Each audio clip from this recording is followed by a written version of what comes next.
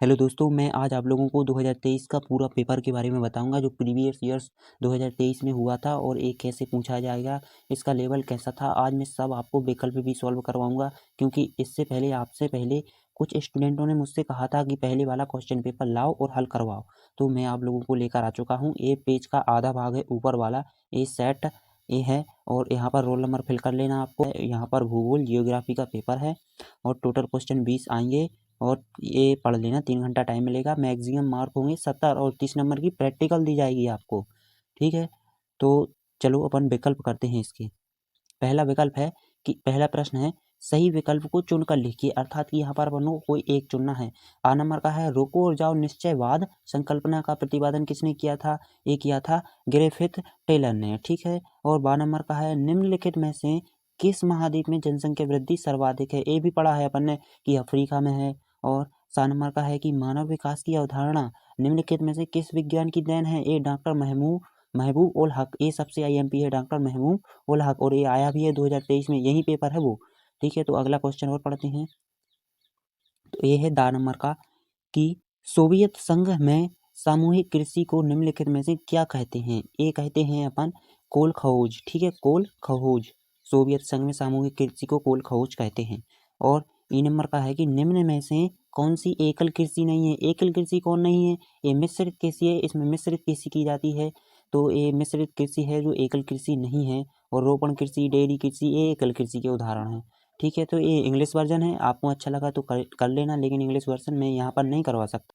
प्रश्न नंबर दूसरा है कि रिक्त स्थानों की पूर्ति कीजिए। इसके अंतर्गत कुल 6 रिक्त स्थान पूछे जाएंगे, जिनमें से 6 के हमें जवाब देने होंगे और 6 नंबर के वो होंगे। तो पहला है कि मानव भूगोल अस्थिर पृथ्वी और क्रियाशील खाली स्थान के मध्य परिवर्तनशील संबंधों का अध्ययन करता है। कौन करता है परिवर्तनशील संबंधों का अध्ययन? ये कौन करता है? मानव करता है, मानव। ठीक है, तो दूसरे नंबर का है मानव विकास की अवधारणा खालिस्तान विद्वान ने दी थी। किसने दी थी? अभी पढ़ा है अपन ने कि महबूब उल हक ने, डॉक्टर महबूब उल हक ने। ठीक है, अब तीसरे नंबर का है कि फूलों की कृषि खालिस्तान कहलाती है। फूलों की कृषि क्या कहलाती है? पामोलॉजी। क्या कहलाती है? पामोलॉजी। ठीक है, अब चौथे नंबर का है सहकारी कृषि का सफल परीक्षण खालिस्तान देश की देन है। ये डेनमार्क, डेनमार्क। ठीक है, नाम तो सुना होगा डेनमार्क। तो सरकारी कृषि का सफल परीक्षण डेनमार्क। और पांचवें नंबर का है भारत में विशालतम भाषा समूह खालिस्तान है। भारत में विशालतम भाषाई समूह क्या है भाई? ये है भारतीय आर्य हैं या इंडो आर्यन कहते हैं, ये भाषाई समूह के उदाहरण हैं। ठीक है, और 2001 के अनुसार भारत की जनसंख्या खालिस्तान करोड़ थी। भारत की जनसंख्या कितनी थी 2011 की जनगणना में? 121 करोड़ के लगभग, 121 करोड़। और अब के कितनी पहुंची है? 142 के लगभग या 141, ऐसी कुछ है। थर्ड नंबर है कि सही जोड़ियां मिलाइए। आ और ये है बा। तो आ नंबर में अपन करेंगे कि भारत का जनसंख्या घनत्व, भारत का जनसंख्या घनत्व पता है कितना है? 382 प्रति वर्ग किलोमीटर। ठीक है, और खनन नगर, खनन नगर अपन को पता है क्या है? झरिया है खनन नगर। ठीक है, खनन नगर पता है अपन को क्या है? कि झरिया। और तीसरा है सांस्कृतिक नगर। सांस्कृतिक नगर वाराणसी, मंदिर मंदिर हैं वहाँ पर बहुत ज़्यादा, और संस्कृति वहाँ भी अभी भी विद्वान है। और कहवा, कहवा पता है क्या है? ये है अपना एक रोपण कृषि का उदाहरण है कहवा। और ई नंबर का है भारत की प्रथम संपूर्ण जनगणना। प्रथम संपूर्ण जनगणना कब हुई थी? 1881 में, बहुत पहले हुई थी 1881 में। इंग्लिश वर्जन है मैच द करेक्ट पेयर्स। ठीक है, तो ये वो बना लेना है। अब प्रश्न नंबर चौथा आ गया है कि एक वाक्य में उत्तर दीजिए या फिर एक शब्द में। प्रवास किसे कहते हैं? प्रवास अपन ने पढ़ा है कि एक स्थान से दूसरे स्थान पर जाकर रहने लगना, वहां पर वह कहलाता है प्रवास। एशिया का जनसंख्या घनत्व कितना है? ए है एशिया का 146 व्यक्ति पर किलोमीटर। ठीक है, 2011 की जनगणना के अनुसार भारत के किस राज्य में नगरीय जनसंख्या का अनुपात सर्वाधिक है? नगरीय जनसंख्या कहाँ सबसे ज्यादा है? तमिलनाडु में है, मैंने पहले भी बताया है।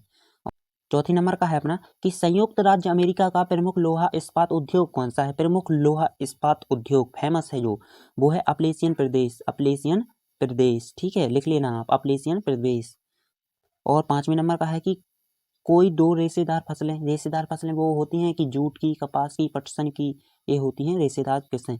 ये भी 6 नंबर की आएंगी। छठवां है वर्तमान प्रतिभूमि क्या है? इसकी थोड़ी एक लाइन में परिभाषा लिख लेनी है, सत्य असत्य। तो पहला है कि जल अचक्रीय संसाधन है क्या? नहीं, जल चक्रीय संसाधन है। एक गलत हो जाएगा बिल्कुल। ठीक है, तो जल देखिए अपन भाप बनती है जल की, फिर पानी गिरता है, फिर जल की भाप बनती है, फिर पानी गिरता है, फिर पानी की भाप बनती है, तो ये चक्रीय संसाधन हुआ कि नहीं? और दूसरे है अभ्रक को भूरा हीरा कहा जाता है। अभ्रक को भूरा हीरा कहा जाता है क्या? नहीं, ये भी गलत है, अभ्रक को नहीं कहा जाता भूरा हीरा।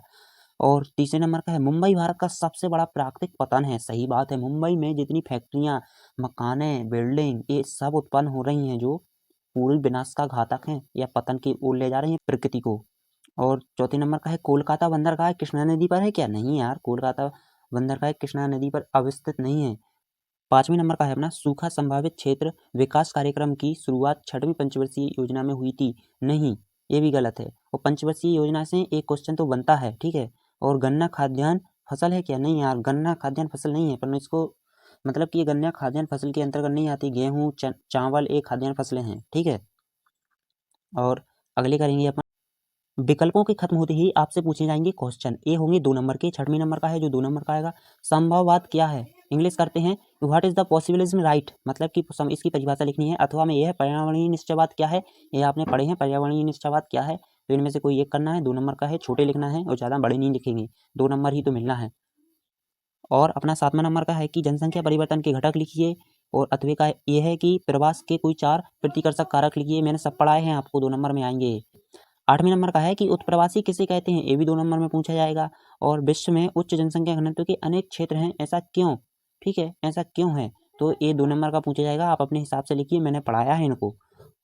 और ये है 9वें नंबर का है कि निर्वाह कृषि कृषि क्या है? निर्वाह कृषि क्या है? ठीक है। अथवा में है सहकारी कृषि क्या है या किसे कहते हैं? तो आप लिख लेना अपने हिसाब से, क्योंकि टाइम लग जाएगा यदि मैं लिखवाऊंगा तो। 2 नंबर के क्वेश्चन है। 10वां भी 2 नंबर का है, कर लेना आप। और 11वां है कि गैरिसन नगर किसे कहते हैं? सैनिक नगर किसे कहते हैं? लिखिए। स्मार्ट सिटी मिशन का मुख्य उद्देश्य लिखिए, और ये 2 नंबर में आएंगे। और 12वें नंबर का है जो ट्रांस साइबेरियन रेलमार्ग की दो विशेषताएं लिखिए, ठीक है। और फुटकर व्यापार किसे कहते हैं? इन सब के बारे में वर्णन करते बन जाना चाहिए आपको। बिल्कुल सरल क्वेश्चन है, 2-2 नंबर के आने हैं।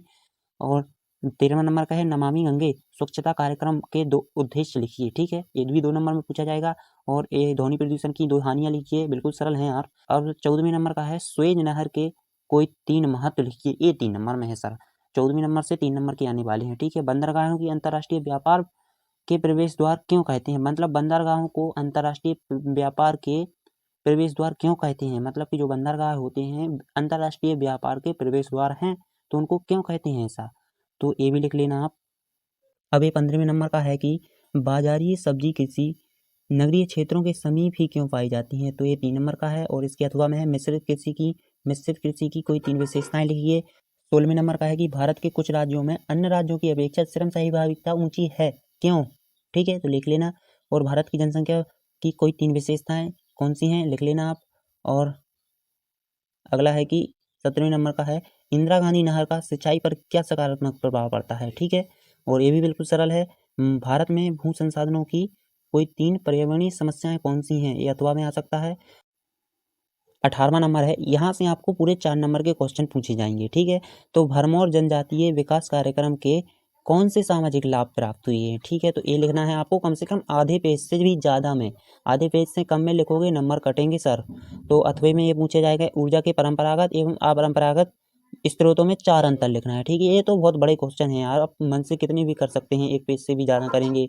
19 नंबर से आपको 5 नंबर का एक क्वेश्चन आएगा, वो क्या है कि विश्व के दिए गए मानचित्र में दर्शाए गए स्थानों को पहचान कर उनके नाम लिखिए। उनके नाम लिखना है कि जो मानचित्र में है वो कहाँ पर स्थित हैं। तो ये नाम दिए गए हैं पहले से लेकर 5वीं तक, आप मैप की सहायता से आसानी से दर्शा सकते हैं और अपनी उत्तर पुस्तिका में इस क्वेश्चन पेपर से फाड़ कर चिपका सकते हैं, ठीक है।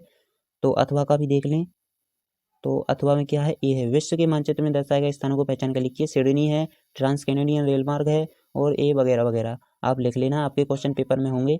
और ये 20वें नंबर का है भारत के मानचित्र में निम्नलिखित को दर्शाइए। अब ये भारत के मानचित्र में दर्शाना है अपन को, इंदिरा गांधी नहर है, मुंबई, और ये सर्वाधिक जूट उत्पादक क्षेत्र हैं, ये सब आपको अपने मैप में दर्शाना है, इंडिया के मैप में, ठीक है। तो मैप मिलेगा इसी पेपर में मिलेगा, आपको सिर्फ दर्शाकर अपनी उत्तर पुस्तिका में चिपकाना है, ठीक है। और अगला क्या है, अगला अथवा का ये है, इसी का अथवा ये है। और फिर बाद में ए मैप है, ए किसी बच्चे ने चिपकाया नहीं है तो इसलिए बच गया, ए वर्ल्ड का है। तो यहाँ पर अपन को जो जो पूछें दर्शाकर, यहाँ जैसे कि इंडिया का पूछा तो इंडिया ये है, दर्शाकर चिपका देना है, ठीक है। इतना सरल नहीं पूछेंगे लेकिन।